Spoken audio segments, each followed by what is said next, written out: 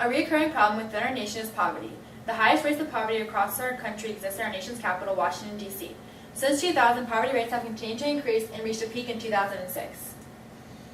As a result of the economic recession we face, the population of those living with low income in Washington, D.C. has been increasing since 2009.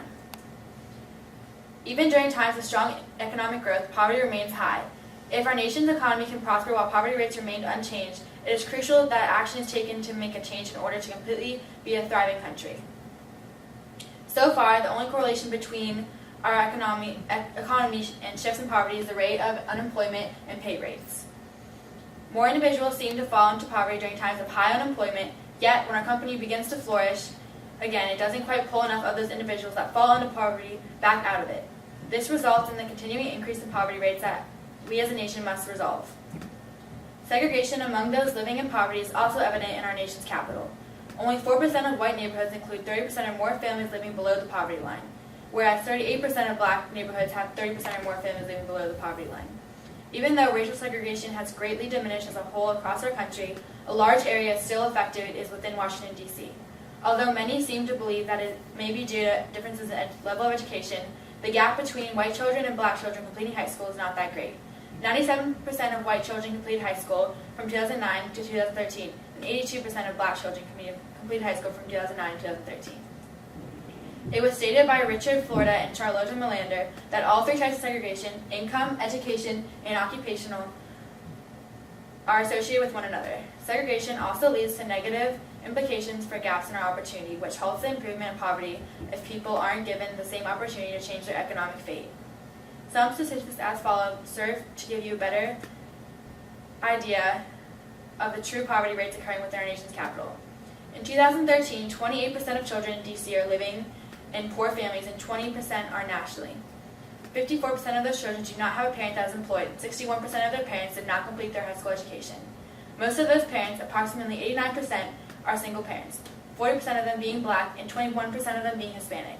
Again, it is evident that ethnic poverty does indeed exist. About 26% of children living in poverty are under the age of 6, and 29% are 6 and older. The main problem with children growing up in poor conditions is that they aren't provided the same opportunity as others, and thus rarely receive the chance to pull themselves out of poverty. Although economic segregation and poverty does exist, it is not a result of immigration. In fact, only 17% of poor families are immigrants, and 39% are native-born. Only 8% of these children in poor families live in a home that their family owns, opposed to the non-poor families where 52% own their homes. These huge gaps in equality between poor families and non-poor families continue to increase each year as well.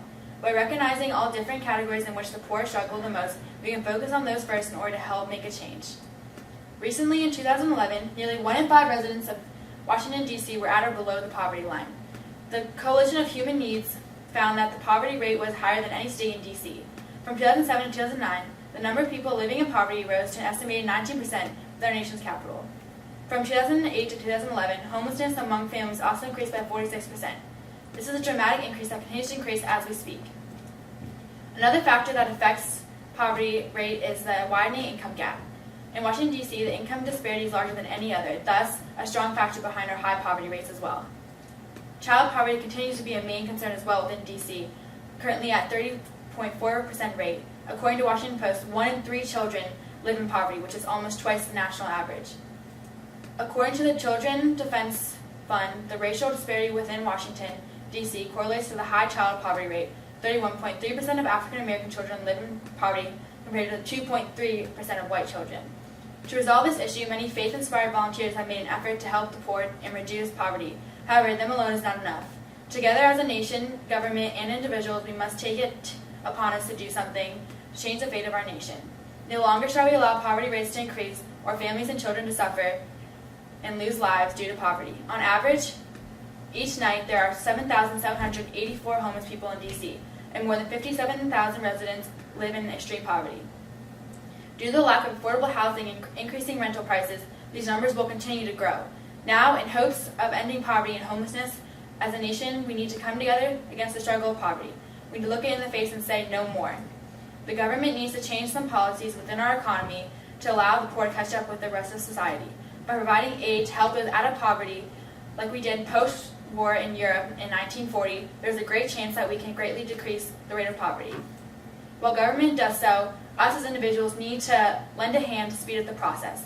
Volunteering once a week for even an hour with our capital to help feed the homeless and poor, as well as building shelters on the outskirts of D.C. for those to reside until they earn enough money to purchase a home will greatly change our nation as a whole.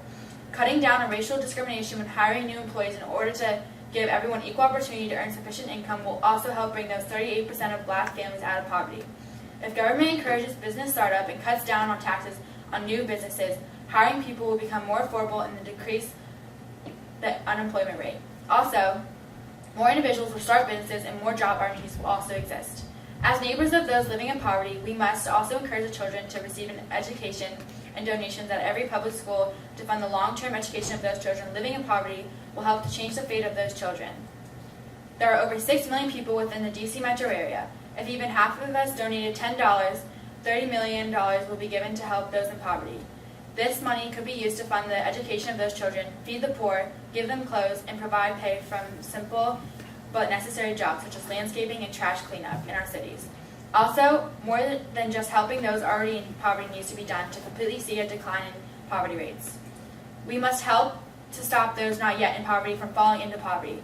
Gary Haugen explained in his TED Talk, The Hidden Reason for Poverty the World Needs to Address Now, that a woman named Venus fell into poverty after her husband died, and her neighbor, Brutus, kicked her out of her home and took her belongings, leaving her with her children and no food or shelter. Venus watched as her son Peter suffered from malnutrition and later died. However, before she struggled to find food to feed her children and clothes to put on their backs, she said that her family was doing just fine.